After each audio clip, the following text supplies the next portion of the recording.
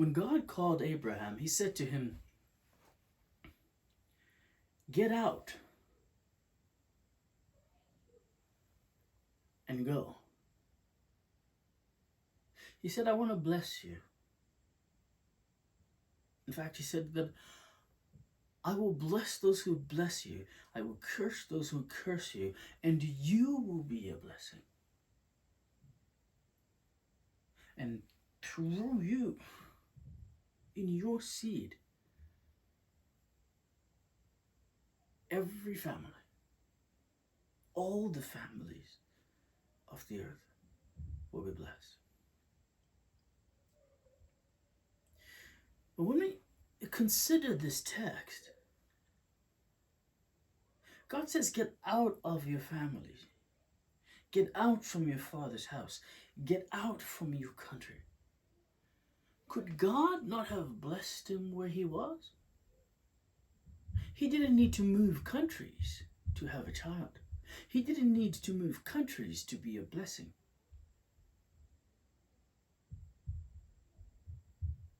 But what God is working towards, and why he begins with that particular command to go out from here, is that when you are walking with me, I want to be the primary influence in your life. In this section, I want to talk about the definition of pain as this: the brain will create pain, or we will have pain, when there is credible evidence of danger. And the brain will reduce or eliminate pain when there is credible evidence of safety. But I want to put another layer on top of that, is that at all times, in all places, there is always some measure of danger. There is always some measure of safety. And it is not so much the balance of the two, but that as the brain weighs each category, the one outweighs the other. A one-on-one ratio of danger and safety doesn't work. For you to not have pain, for you to begin to feel less pain, the things that contribute to a feeling of safety must outweigh the things that contribute to the feeling of danger by a factor of 3, 5, even 7 to 1. And we're going to talk about that as we go. But to understand this, a 1-to-1 ratio of safety and danger will result in the brain produces pain.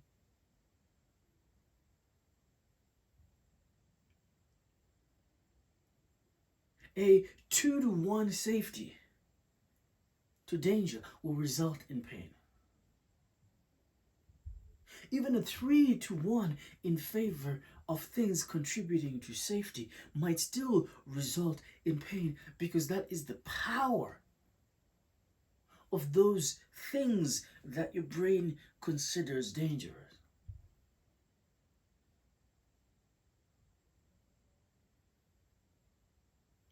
And so, as you think about this, when God says to Abram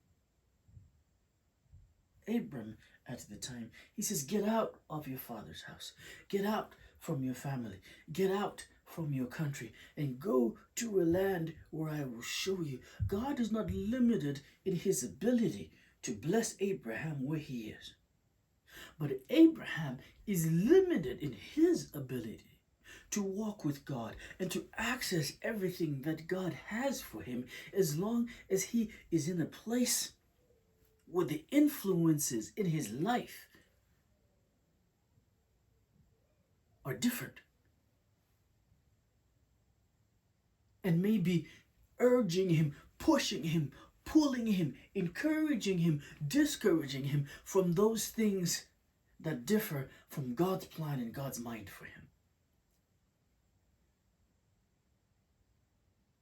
So what that means then is that we have to have an evaluation, a re-evaluation.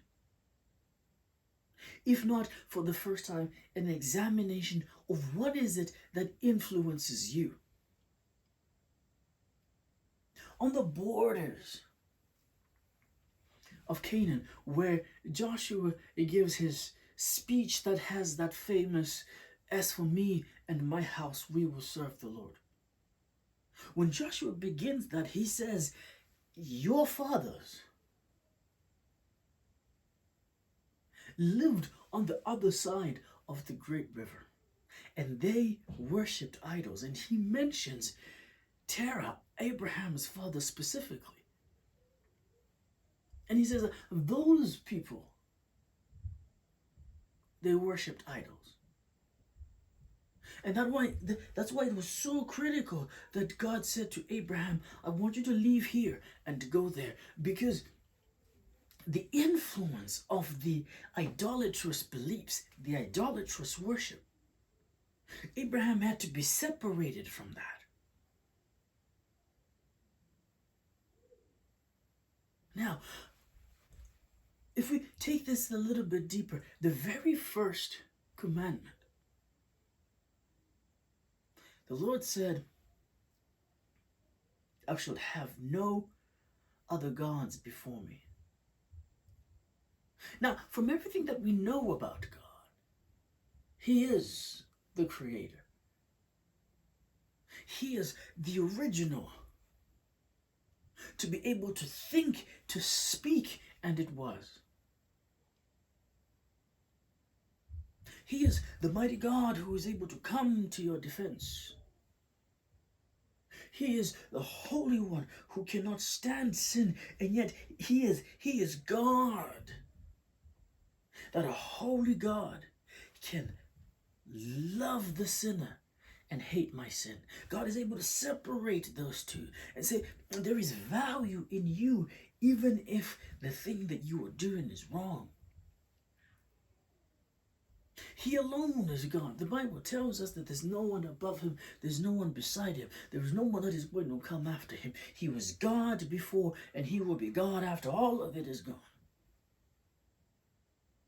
God is not threatened by the gods fashioned out of wood and iron and bronze and whatever other metals that they might use.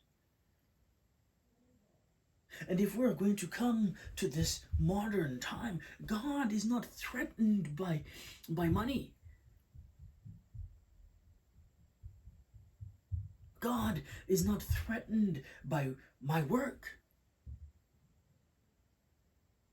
Whatever gods we have today, God is not threatened by my being busy.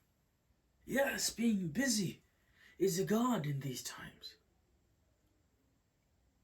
My being able to outdo somebody else, this thing that we have where we can compare each other and always be in competition with somebody that you have seen on Facebook or on Instagram or TikTok or whatever it is. The god of competition and always wanting to one-up somebody else. God is not threatened by that. Because when it comes to it, they are not gods at all. They cannot save. They cannot destroy. They cannot create.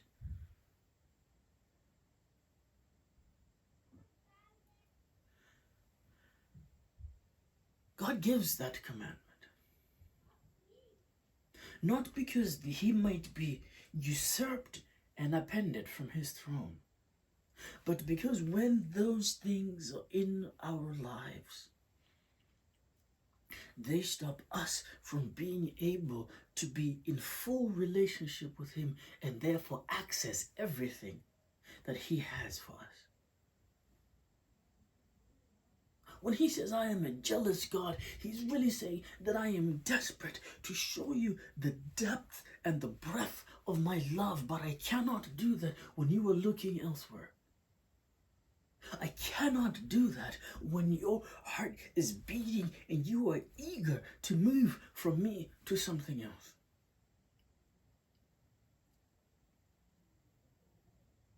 And we can see throughout the scriptures the depravity that the people of Israel continued to get into every time they forgot about God and they turned to these idols.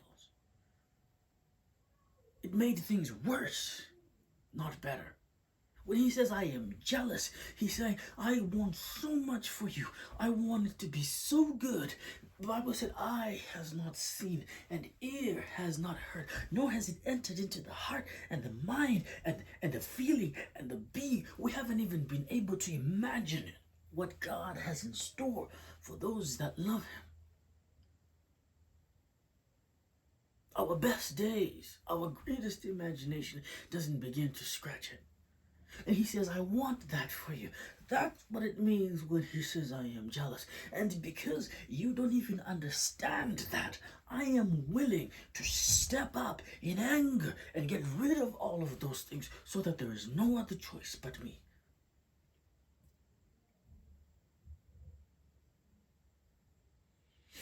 For God to have His rightful place, that is good health. That is good success. But it's all about influence. It's all about influence. It's all about influence. It's all about whose word moves you from here to there. Whose word makes you stand when everything else is saying go.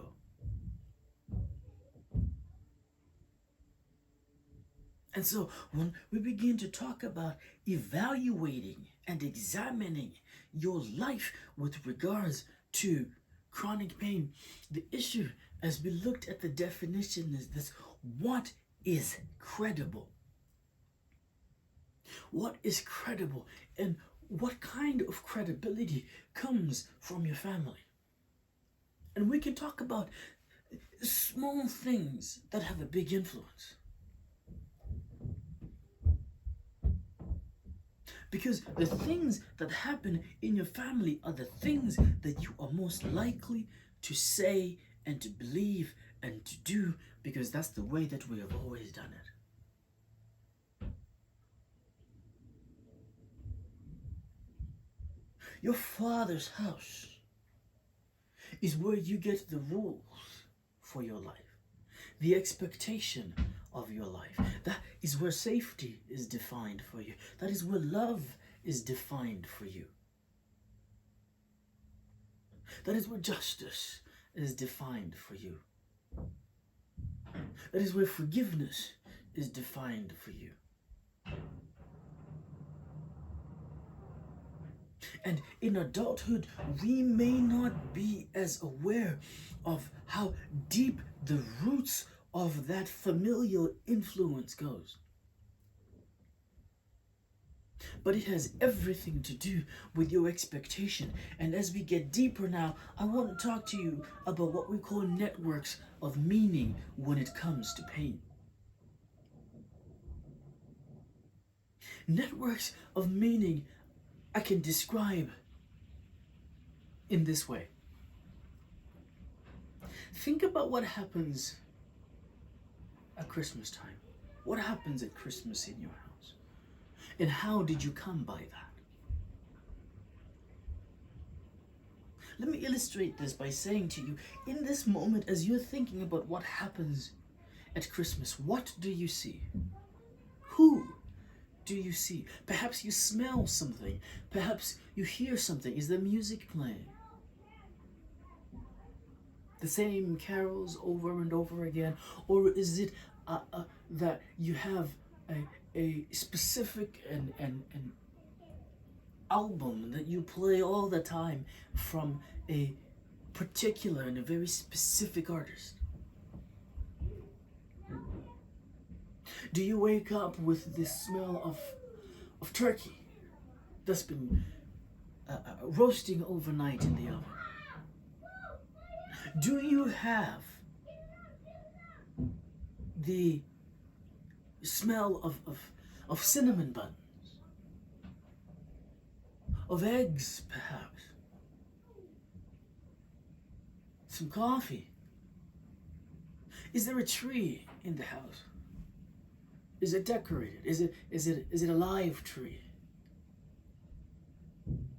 Get a real sense of that picture of what Christmas morning looks like in your home. Are the presents surrounded?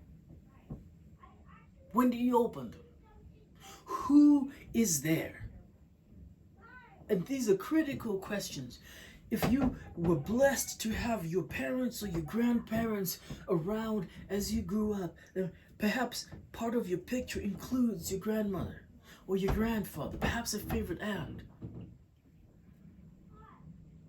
Of course, your parents may be there. If you were blessed to have that experience. Let's zoom in on one and let's take one of those people that you pictured. You can see them there in that picture of Christmas. But now, if I said to you, if I said your mother's name, if I said your grandmother's name, surely her image comes up in your mind. But does Christmas? You see, your grandmother or your mother, whoever it is that you pictured, is part of your picture when you imagine Christmas. But Christmas is not necessarily part of the picture when you imagine them.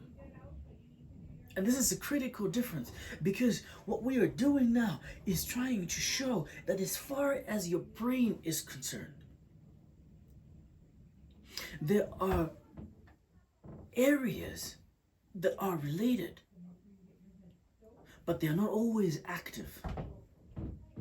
Right? This is a critical point. This is a critical point. There are no pain centers in your brain. There's no one area that is responsible for pain just as much as there's no one area that is responsible for memory. Just think about that. The fact that you can think about your mother or your grandmother without Christmas. But when you think about Christmas, your mother or your grandmother is in there.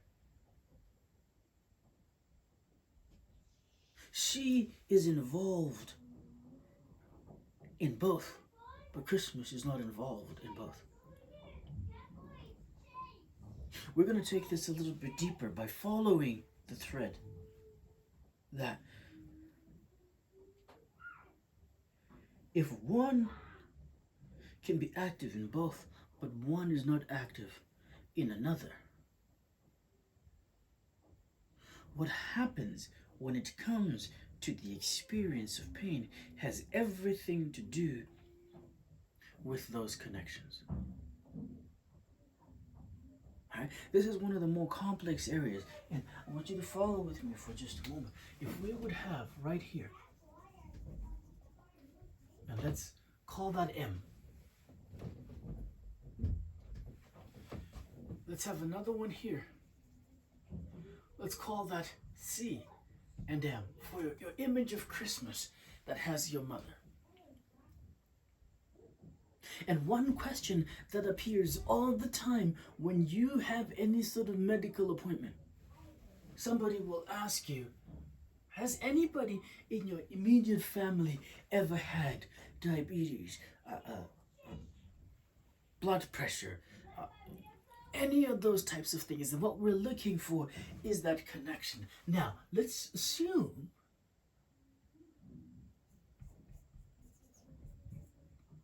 that your mother had high blood pressure. all of a sudden, there is a connection here that has nothing to do with Christmas. But it comes to your mind when someone is asking you about your health.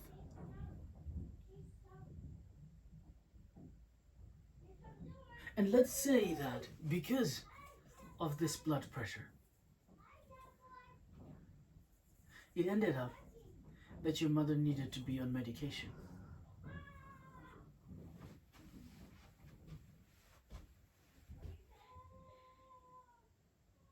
Now, some of this medication can be very, very impactful in that it helps with the blood pressure, but it might bring up some other side effects. And not to be morbid or speak into being things that are not, but anything that was associated with your mother's blood pressure, if you should go somewhere and you get a high blood pressure reading,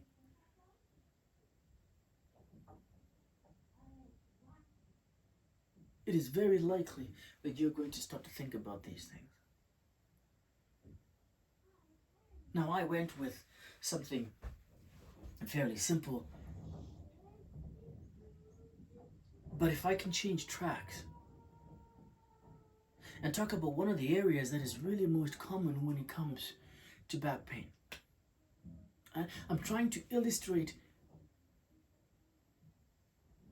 a couple of things, what we call networks of meaning, but really try to demonstrate the influence that can come from different areas as your brain is perceiving and calculating, am I in danger or not? One of the things that is most common is back pain. Let's say low back pain. Now, if somebody that you know of, somebody that was dear to you, had back pain, and it was so severe that they had to leave work,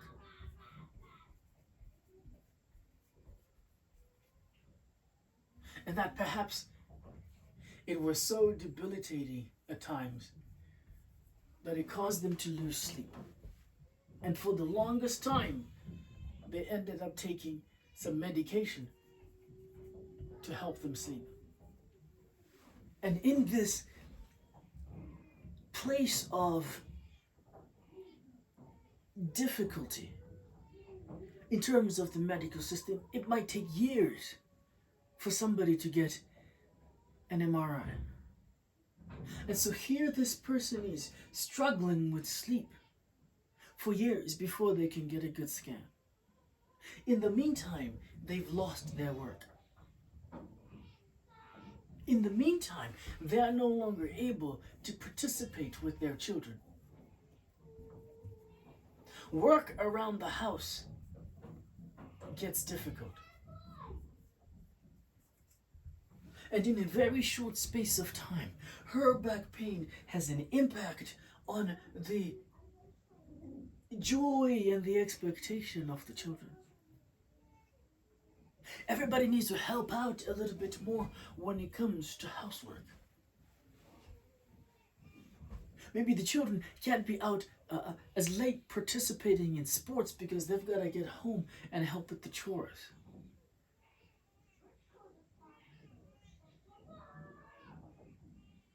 Eventually, this person had the opportunity to get an MRI.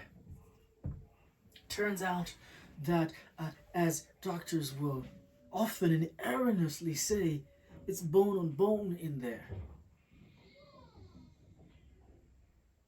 Or there's a pinched nerve, or there's disc degenerative disease, or in medical terms, there are all these things that are just thrown around. And one of the things that the medical world has done so poorly is that in communicating one doctor to another, a radiologist to another, a neurosurgeon to a doctor, In all of these, in using these terms that help them understand what is going on, they haven't always translated to the person who is dealing with this thing what it means. And the result of that MRI suggests that perhaps surgery is needed.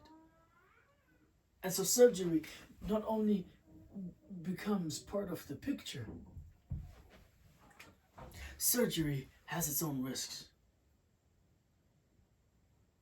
Let's not be morbid here. Let's say that surgery was successful.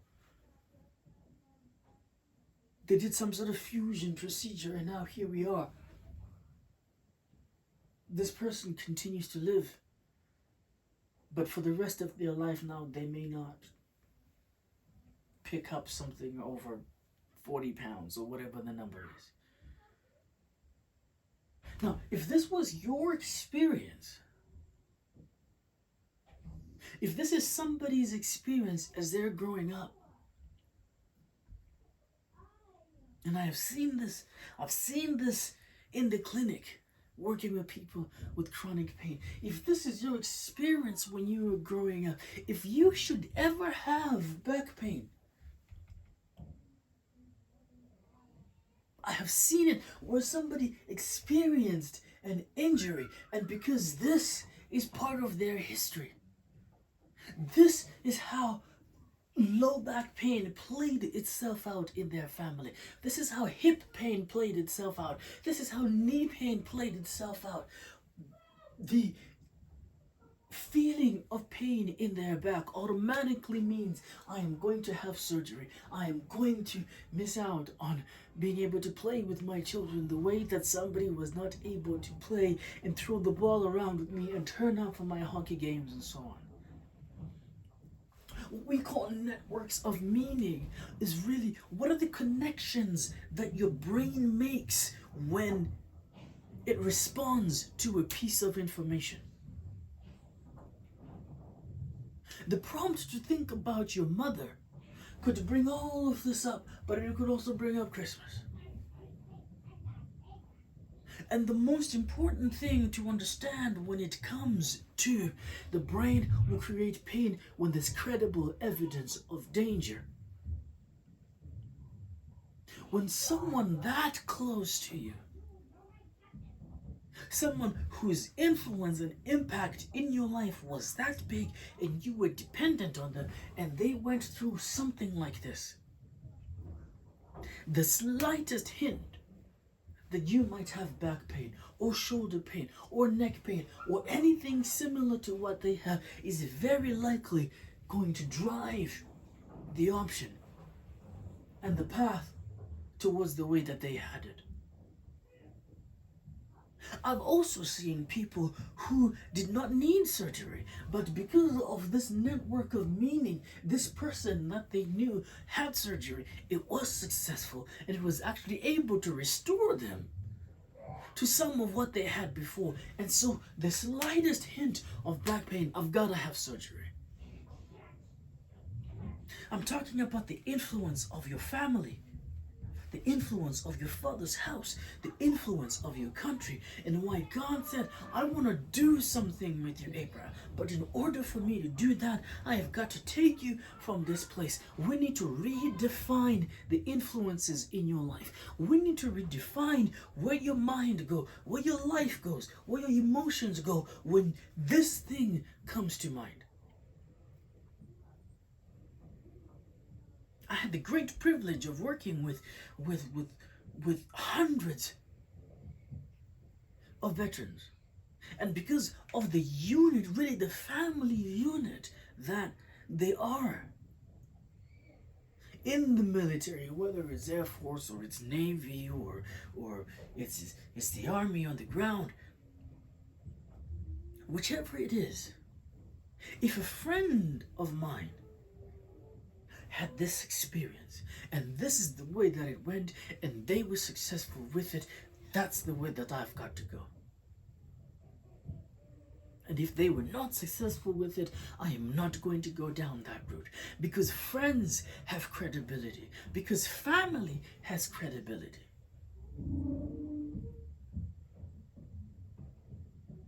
I'm going into this depth as much as I can because I want you to understand that the things that your brain is using to determine whether there is safety or danger are things that you may not even be aware of.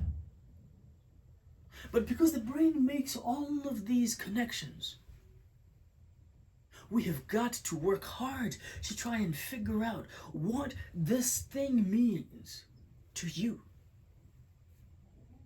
That is where we had the most powerful impact when we worked with people that had chronic pain, because in understanding what this diagnosis means, in understanding what the pain means when you lift your leg, when you bend down, when you roll over, understanding what it means and where it takes your mind,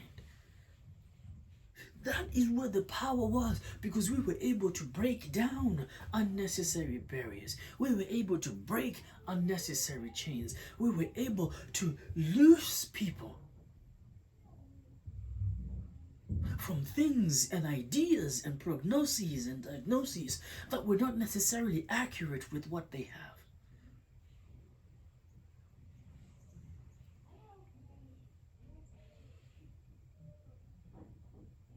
And the reason that we were so successful, we had somebody come in and evaluate the work that we were doing and this program as we had written it, and the questions that we asked and the conversations that we had and the work that we did to get into the heart of what is going on.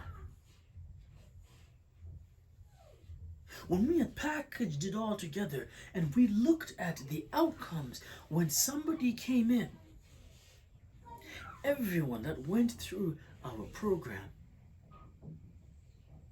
from start to finish, we had follow-ups. And when we followed up 3 months later, people were better. 6 months after completion, people were still better. 9 months, 12 months after they were done, people were still better, because we were able to find out what are the influences that the brain is reaching towards when it is calculating safety versus danger. And by redefining those where it was necessary, by confirming some where it was necessary, we were able to produce lasting change.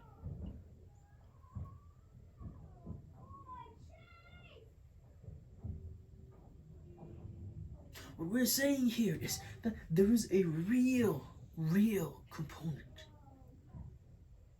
to pain. There is a real, an undeniable physical component.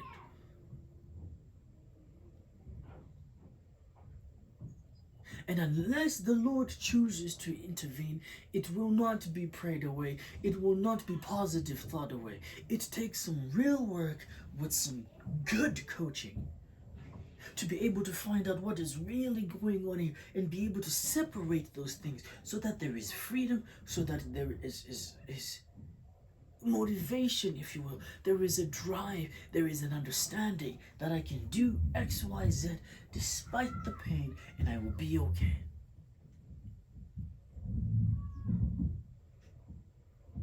And this is where I want to talk to you. I want to have a conversation. I want you to reach out if you've had pain and people have worked on it for years and years and years and have not been able to get you any type of change or any type of improvement. This is how we figure it out. The brain will produce pain when the evidence, the credible evidence of danger outweighs safety. And I tell you, if it is something that somebody dear to you experienced, that is going to be far more impactful on your thinking and on your brain's perception than anything that you might read.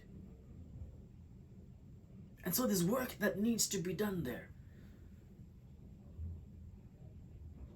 If it is a friend of yours, I've seen people as a human movement specialist.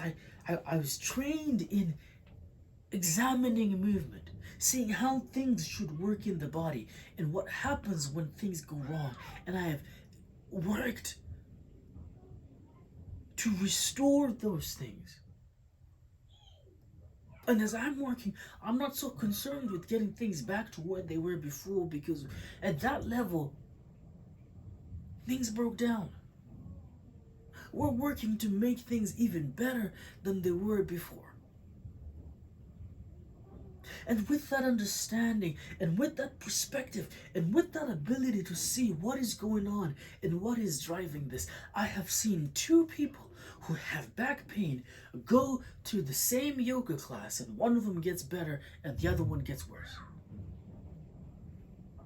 I've seen healthy people go to a yoga class together and one of them comes out with pain. Because there are nuances to your story. There are nuances to how your brain makes decisions. There are little things, big things, intentional things, all of which comes together so that it is absolutely true for you as it is for me and everybody else, that I am fearfully and wonderfully made. When I read that, I interpret it as there is wonder when you look at me, but there is specificity, there is uniqueness, there is a special something that only I have, because God knit it and put it together that way. And because of that, we find that whether it is nutritional coaching, whether it is this work with chronic pain, whether it is in how we are going to end up losing weight and getting stronger and sleeping better, when we do all of that coaching, there are some big rocks that apply to everybody. But in order for you to get that extra edge, to hit that next level, there are unique things about you that make it true that one size does not fit all. One size does not fit all. And so we need an evaluation of the things that you have grown up to believe, the way that you see things when it comes to your experience. How does your brain evaluate danger? How does it evaluate safety?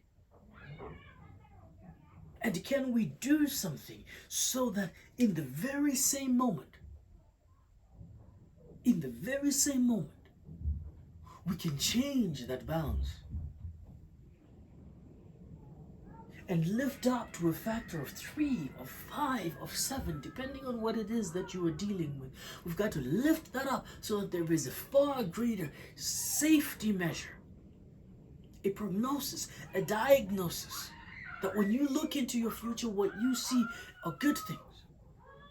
With regards to your movement, with regards to your pain, with regards to how you interact with your family, with regards to your ability to work. When we can do that, you will have less pain. And it is really a process of sanctification. God said to Abraham, I want you to go from here, and I want you to go there. I can do everything for you that I am promising to do in that other land. But unless we change the influences on your life, you will not be able to experience everything that I have for you. Of course, Abraham needed to go there because it was always in God's mind to give the land of Canaan to Abraham's descendants. So that part was true. He absolutely had to go. But he needed new influences. He needed different influences. He said, let this mind be in you. In other words, think differently. He said, be not conformed.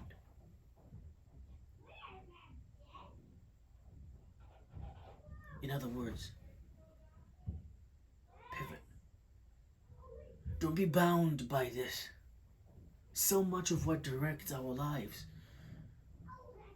are not only subconscious, many of them are things that we had no part in creating or writing.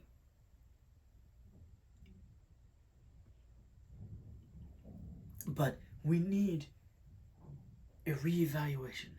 We need an examination of those influences so that when they need to be changed, we can change them for the better. God bless you.